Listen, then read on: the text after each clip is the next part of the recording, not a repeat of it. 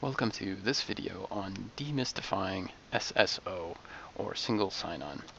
The goal of this video is to explain how IBM products, formerly IntelliShare and currently Counter Fraud Management, or CFM, use X.500 based directories like IBM's Secure Directory Server, or SDS, and Microsoft's Active Directory, or AD, along with Java EE application servers like Tomcat, JBoss, and WebSphere Application Server, to achieve single sign-on. Understanding these things will save you time when you are troubleshooting. After watching this video, you'll understand how and why this SSO diagram works. Pause this video as often as needed, since for the sake of brevity, I will display more details than I will discuss. On YouTube, the fastest way to navigate this video is to use the keyboard. To do that, just click the video once and then press the spacebar to pause and unpause playback.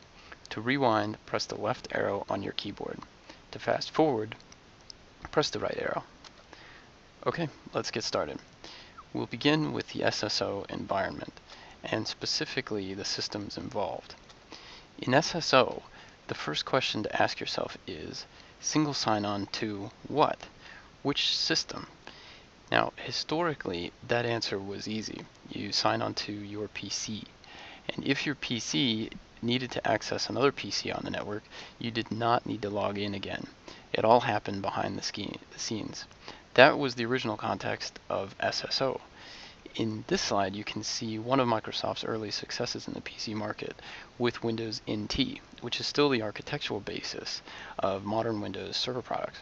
For trivia, what was the first Windows OS to use Control-Alt-Delete to log in instead of reboot? Answer: Windows 3.1. Notice that Windows NT also used what's called a domain. You may already be familiar with domains, but do you know what it really means? In essence, a domain is a kind of security boundary whose implementation has changed over time.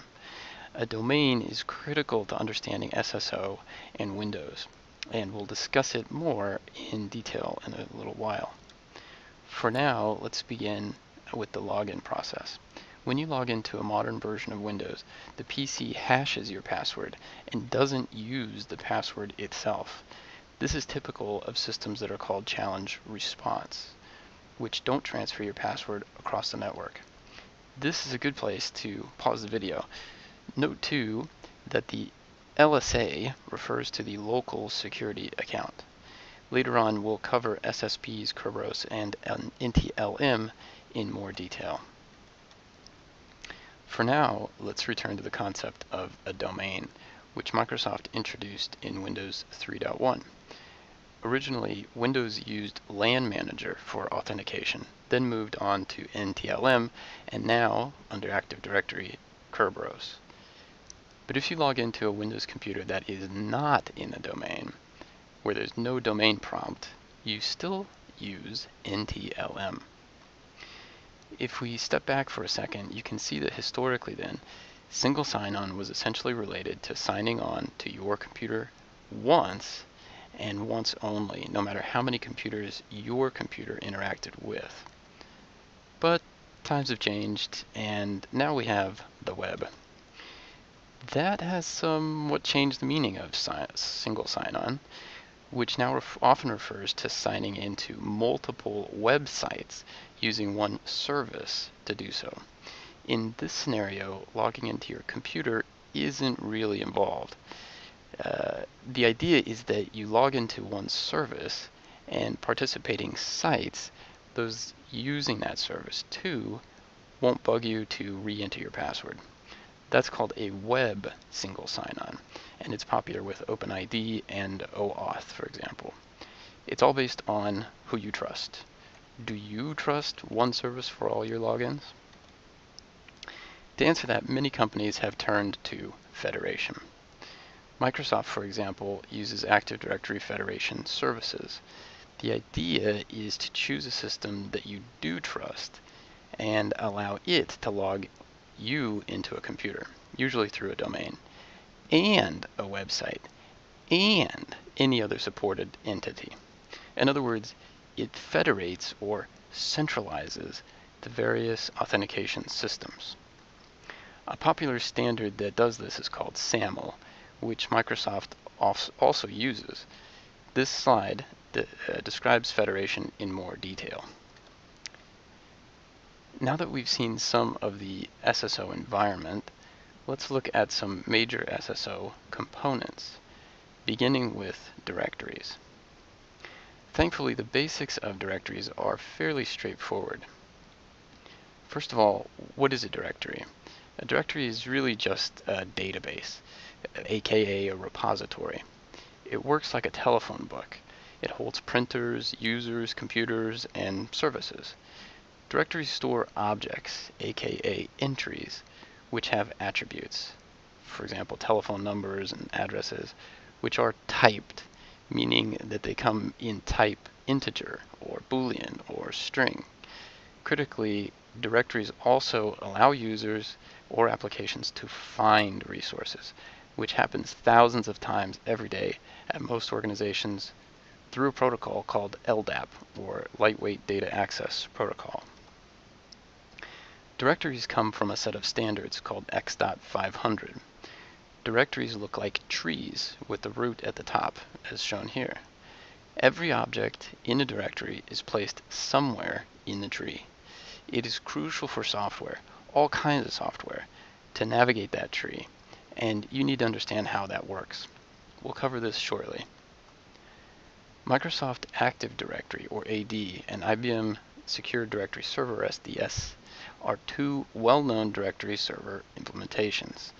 In the lower left, notice how AD shows the DIT as a hierarchy. From an SSO standpoint, the most important objects by far in a directory are users and computers. You can see both in this screenshot. In Microsoft terminology, these objects are often referred to as objects in the domain. To understand directories, you really must understand names, and specifically DNs and RDNs. This is a good place to pause the video. Note that all objects have names. DNs work like a fully qualified domain name, or FQDN, and RDNs are like building blocks that compose or create the DNs. These definitions provide more details.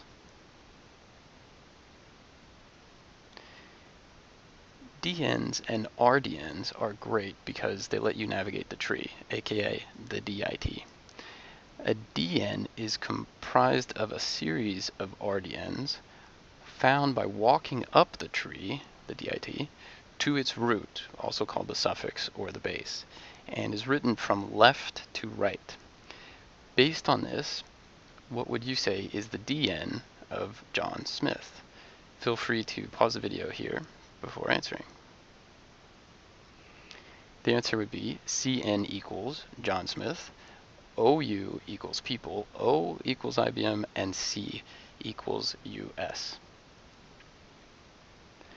Remember that directory objects have attributes and values. In Microsoft's AD, they're even stored in a relational database called ESE, which is based on JET. Here's what attributes and values look like in Active Directory's ADSI edit program, or Active Directory Service Interface. Now that you know the purpose of a directory, you'll need some vocabulary. Directories rely on something called a principal. Okay, so I know what you're thinking. Why does this slide talk about Kerberos and tickets when we're supposed to be learning about directories? It's because directories and Kerberos overlap a ton, and it's difficult to understand directories without understanding a principal. For now, just memorize that a principal is a unique identity to which Kerberos can assign tickets. Kerberos is an authentication protocol that we'll discuss later, and tickets grant login access. This is somewhat analogous to an email address because email addresses too are unique and you can log in with them. Don't worry if you're confused, this will all make sense soon. For now, just remember that principal is a Kerberos term and names are an x.500 term, where DN is a distinguished name. That matters because Kerberos doesn't understand x.500 directories, and x.500 directories don't understand Kerberos. But thanks to some magic called a principal DN, the two can talk. A principal DN is simply a map, and you can tell that by its name. It maps a principal to a name. Kerberos, which is basically Kerberos, to x.500. So why would that be important? Well, think about it. The clue is in the ticket, which lets you do what? It lets you log in. And that's exactly what principal DNs do, log in. They authenticate to the directory. That happens through a process called binding, which we'll see soon. Again, logging in requires a Kerberos ticket. What kinds of objects then are principal DNs? You might want to press pause before you answer that, but the answer is, well, users. That's the most obvious answer, but there are also computers, which we saw in the Active Directory screenshot a few slides ago. Also, you can think of a principal DN as a principal name, since a DN is really just a kind of name. So when you see here the two kinds of principals, UPNs and SPNs, or user principal names and service principal names, you should understand that they're both just the same mappings we've been discussing. One is for users and one is for services, like a web service, for example. SPNs are critical for SSO, and we'll discuss them later in delegation and forwarding tickets. Remember that objects in a directory have attributes and values. More accurately, each attribute can have more than one value. And in fact, SPNs are multi-valued objects, because services, like people, often have more than one name. Note that principals must be strings, that is, text. Here you'll see examples of SPNs and the syntax.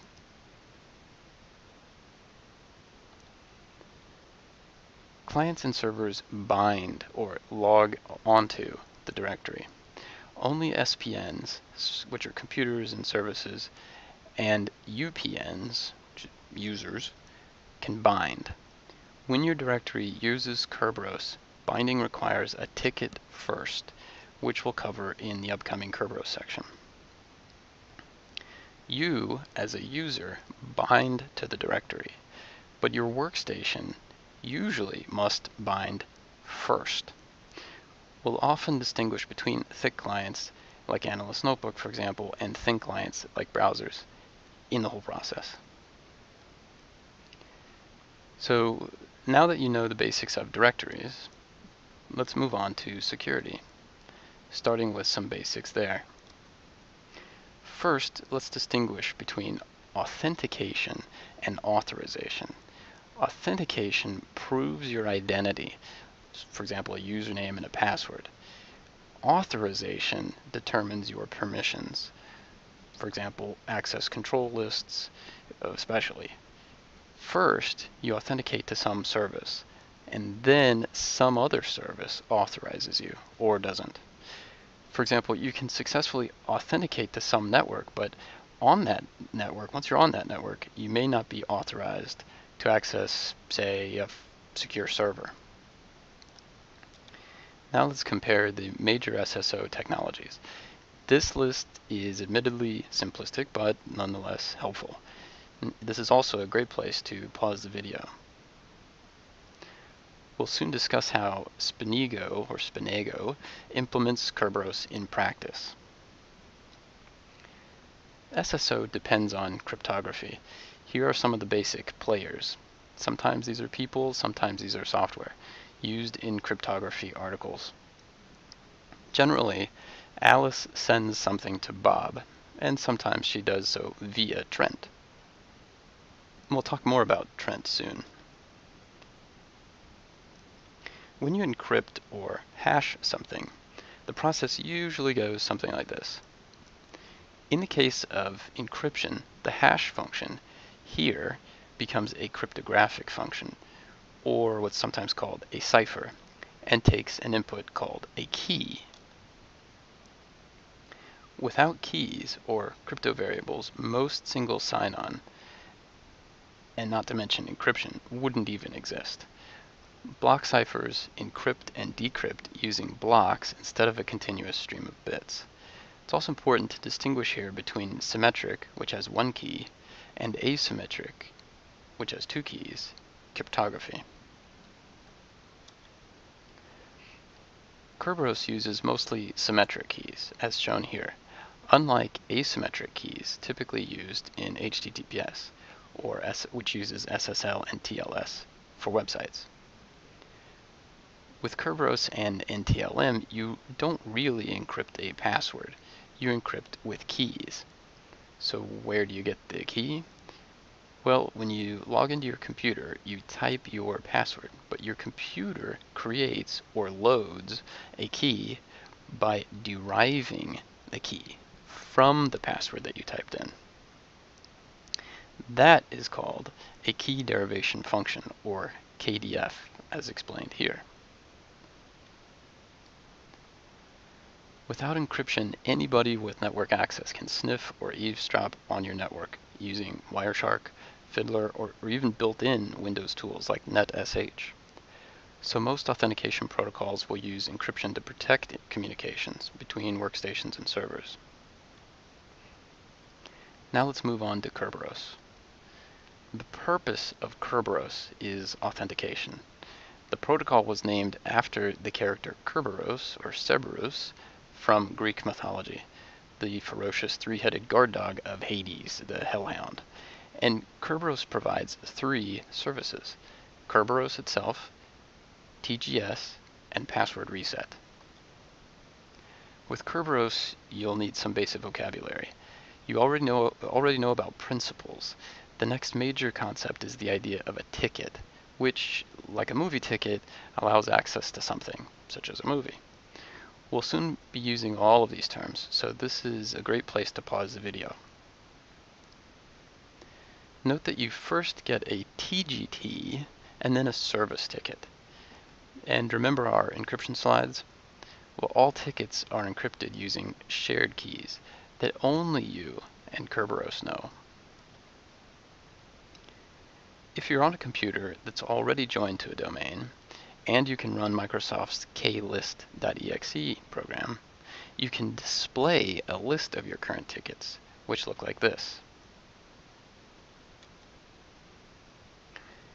The worldview of Kerberos is actually pretty simple, as shown here, where we have a W for a workstation, and workstations connect across a network to servers like a file server, FS, mail servers, and print servers.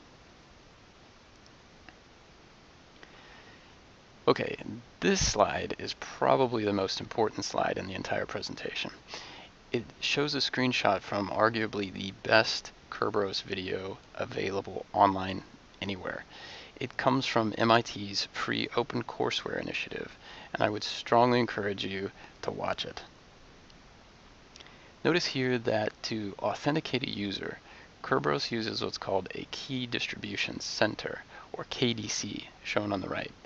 A KDC holds a principal, shown here as in shorthand as a name, but in fact is a principal, along with a key. Remember that the principal is later mapped to a real X.500 name, like we discussed earlier. You can see this in the lower left image of a user account's AD properties. See the user principal name? That is the value stored in the KDC in the left column. Again, that column actually stores principals. And of course, we already discussed keys several slides ago. On a workstation joined to the domain, logging into your computer means logging into the KDC. When you enter your password, your workstation contacts the KDC's Kerberos service and provides C, the client name. Kerberos responds with a TGT, or a ticket granting ticket, for what's called the TGS, the ticket granting service. Once you need access to a service or some server, like for example a file server, your workstation contacts TGS and provides the S, which means the server or the service that it wants to talk to. TGS will respond with the all-important service ticket. It is all important because your workstation can now contact that file server or service directly, and that server or service will authenticate you. You still may not be authorized, but that's not Kerberos' job. Authorization is the server or service's job. Now, this process seems complicated, but actually you're already familiar with it. A TGT is like the airport check-in process. You authenticate by presenting your ID and flight confirmation number. If you provide the correct credentials, the attendant or the kiosk will print the all-important boarding pass. The boarding pass is analogous to a service ticket, allowing you to access the gate. A crew member must honor your boarding pass as authentic, but not necessarily authorize you to board the plane. Note that KDC is Trent, and Trent must be trusted. Kerberos isn't practical on the internet because the whole world would never trust a single Trent, but smaller controlled networks will, and that's actually typical in most controlled corporate networks. When you log into Kerberos from many applications, especially Microsoft ones, that application contacts an abstraction layer called SSPI, which itself implements the more brand-neutral GSS API to use an authentication SSP. For example, when you log into Windows 7 and higher PCs, a DLL called Nego or Nego for negotiate exts.dll calls Kerberos or NTLM, based on the rules we saw earlier, to choose an SSP like Kerberos with all of its peculiarities that we've been discussing. So far, so good, but do you remember that in the worldview of Kerberos, the one that sees workstations and servers and services? Well, this actually creates a problem. Kerberos was primarily intended to provide access to a single server at a time, not one server that itself needs to contact another server. In other words, what happens when the one service that you need requires two servers? Here you see the very common example of a front end or web server and a back end running a database. Note that these front ends connect to a back end using a service account. For example, my website ACCT, which is not your account. In standard Kerberos, this would completely break. The KDC would give service tickets for the front and the back end, that's no problem, but the front end doesn't want your service ticket to talk to the back end. It always uses the same my website ACCT. So how can we fix that? Well, the answer is something called delegation. And stay with me here because this is the most complicated thing that we'll cover in this presentation, but it's also the magic behind SSO. Notice the workflow here. In step 1, the user requests a TGT like always, and then TGS presents in step 2 a service ticket, the all-important service ticket, for the application server, just like always. Still in step 2, the application server tells the user to get a TGT not for the user itself, like happens 99% of the time, but for the application server to forward or delegate to the back-end server. In step 3, the application server uses the TGT to contact the KDC on your behalf and get a service ticket for the back-end server. If everything checks out, the application server in step 4 uses not your account, but its normal my website ACCT to contact the back-end server. That is worth repeating. Step 4 uses a fixed account, the my website account, my website ACCT, not your account. The front end accepts your TGT, then uses that fixed account to connect to the back end, for example, SQL Server, on your behalf. That is, as a delegate, thus the term delegation, and which is essentially a proxy. Of course, this only happens if your TGT checks out. That is, TGS verifies your TGT. At the end of this presentation, you'll see a complete diagram of this. For now, just realize that all of this is made possible through something called a forwarded ticket. As explained here, if forwarded tickets are enabled, the client will send an AS exchange request to the KDC requesting a TGT that the front-end server will be able to use to access the back-end server. The KDC creates a TGT and sends it to the client. The client sends the TGT to the front-end server, which then uses the TGT to acquire a session ticket to access the back-end server on behalf of the client. In practice, you must allow delegation on that service account, the so-called My Website ACCT. But it could be any account, such as John Doe, pictured here. To allow delegation, the client, which is the web browser, will query the x.500 directory using an x.500 name, but not any old name. This is a special name. It's a name associated with a Kerberos principle, the one providing the front end to back end service. And what's that called again? An SPN. The web browser has absolutely no idea that the front end uses a My Website ACCT account. The web browser only knows the x.500 name of the service, which is the SPN. Like, for example, http://www.company.com as shown here. And how do you create SPNs again? You can use ADSI edit like we saw earlier, or a program called setspn.exe. In Active Directory, here's how you do this. The last slide of this presentation covers most of the process, unless the front end is using a non-Kerberos account. Now let's see how HTTP fits into all of this. Kerberos was designed about 30 years ago, and it really was not designed for the web, as we've seen with Trent. But you can tell this from its ports too. HTTP and Kerberos are different protocols, but we clearly want SSO and browsers like Chrome and Firefox, which obviously use HTTP. So what do? We need to map Kerberos onto HTTP. But how do we do that?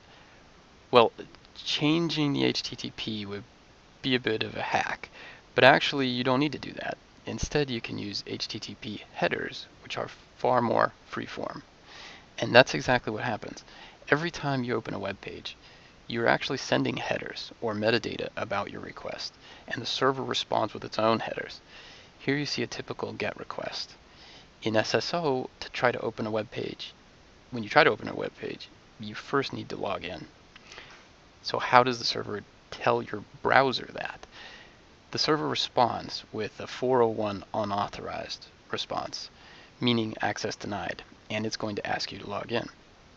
We'll see this in detail soon, but for now, notice that cookies are also transmitted in HTTP headers. And before we move on, if instead of HTTP, you're using HTTPS, this whole process stays the same, with the exception that the initial connection, called the SSL or TLS handshake, sets up an encrypted channel first. You're already familiar with www-authenticate because the typical username and password prompt that you see is triggered by the server, sending you an HTTP header that says www-authenticate. This is called basic authentication. But we don't want basic authentication, which doesn't use Kerberos. We want Kerberos authentication, which holds our principal and the shared key in the KDC. Let's inspect the headers we've been discussing here in Firefox. Note that you can do this in Chrome and Internet Explorer too. Notice the Kerberos client's request, that is to say the browser's request, on the bottom, and the Kerberos server's or the front-end server's response on the top here. There we can see www-authenticate as we would expect, plus something new, negotiate. Remember the GSS API we saw earlier? It used negotiate to connect us to the Kerberos SSP. To get negotiate working over HTTP or HTTPS browsers, starting with Internet Explorer 5, use Spinego or Spinego, which stands for Simple and Protected GSS API Negotiation Mechanism. Remember our delegation diagram? In steps 2 and 3, the front end tells the client to get a TGT. The client returns the TGT in an HTTP header as shown here. Let's zoom in. Notice the GSS API and the OID of Spinego. The OID is an object identifier and just indicates which kind of GSS API we're using. But especially notice the KRB5_blob. KRB5, any guesses what that stands for? Kerberos version 5, it turns out. The TGT is contained in that blob. See the MIT video for more details on this. Now, HTTP is stateless. Stateless means there's no state, there's no history of your requests by the server. Stateful means a history of your requests is available. To enable stateful browsing, cookies come into play. That is, you get a cookie which identifies your server-based session. The server creates and maintains your session or your history with that server. Once authenticated, front ends give you a cookie as proof of ID or as proof of that session to match the session from the server. Now that we've covered basic security ideas along with Kerberos and how Kerberos connects to HTTP, let's see how HTTP and HTTPS and Kerberos integrate into middleware. Let's start with some middleware basics. First of all, what is middleware? After all, IBM is famous for it. In this admittedly simplistic view, you can see that middleware is the glue or the business code that, working from right to left, uses your database backend to do calculations and business-related work for displaying to the front end. Can you see here how Java EE is listed in the middle? .NET can provide excellent middleware solutions, but because IBM's middleware products run on Java, we need to focus on Java for a minute. And all the names in Java can be really confusing, but this list should help a little bit. When you install Java on your PC, you almost certainly installed Java SE, or Standard Edition, whether it was called or packaged with JRE or JDK. But middleware servers go a step beyond Java SE, and instead use Java Enterprise Edition, or EE, which comes with cool software to coordinate efficiently with the front and back ends, software that only exists in the Enterprise Edition. However, Java EE builds on Java SE, so if you've ever wondered what's in Java SE, this slide shows the various components. Here you can see how JRE and JDK fit into the larger picture. Here are the main components of Java EE. Notice EJB, or Enterprise Java Beans, which talk to the backend server, and servlets, which handle front-end requests. Now this part is important. To run a Java EE application, you need to run a Java EE server, like IBM WebSphere Application Server, or WAS, sometimes pronounced WAS. Although you can also run IBM WebSphere Application Server, Oracle Web Server Logic, WLS, Red Hat JBoss Enterprise Application Platform, or EAP, or Apache Tomcat. Note that you typically load a WAR, or an EAR file, which represents web or enterprise applications, onto an application server. And once you do that, you're mostly up and running, meaning that you've deployed a Java EE application onto your application server. When deploying I2 Analyze, for example, you're actually using the setup script to build the WAR file.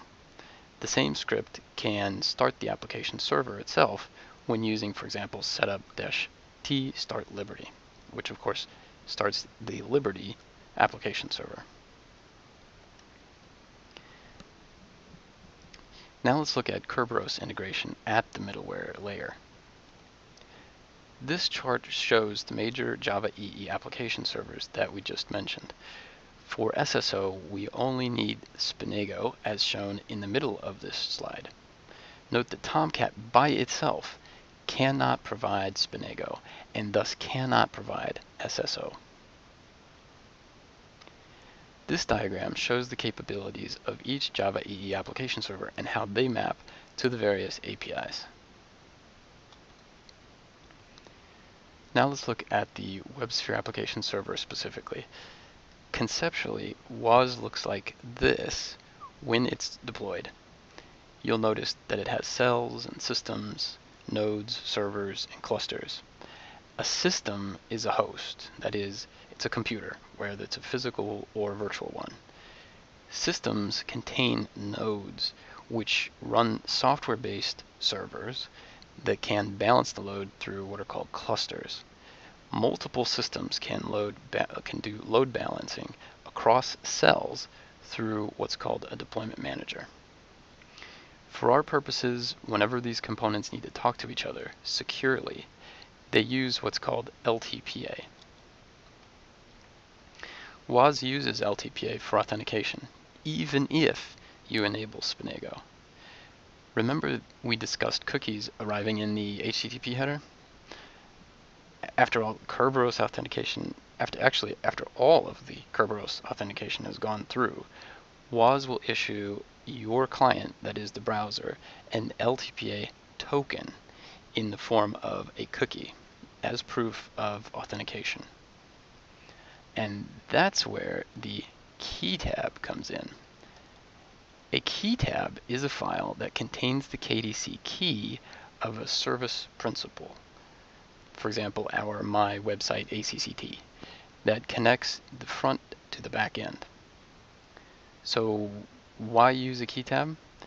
Delegation. After all, and in fact, most often, WAS runs a web server, for example, Apache web server, and that runs as a process created by an account that does not bind and has no Kerberos ticket. Kerberos delegation requires forwarded tickets, but by definition, the principal's key in the key tab can authenticate, can bind. It came directly from the KDC's database. If you've made it this far, you really should be proud. At this point, you can understand every component of this diagram, and this is not an easy diagram. Each step is explained on the next slide. Notice that krb5.keytab that we just discussed. In general, this follows the delegation slide we discussed earlier. The only significant difference is step 8, where WAS, after extracting the user ID from step 7, validates that user ID against its own user registry, which could be the WAS's own local operating system, or, more likely, an x.500 directory of some kind. Here is a nice description of each of those steps involved. Well, congratulations, you now understand the basic mechanics of SSO using Kerberos. I hope this video was helpful. If so, please click the like button and check out our other IBM videos.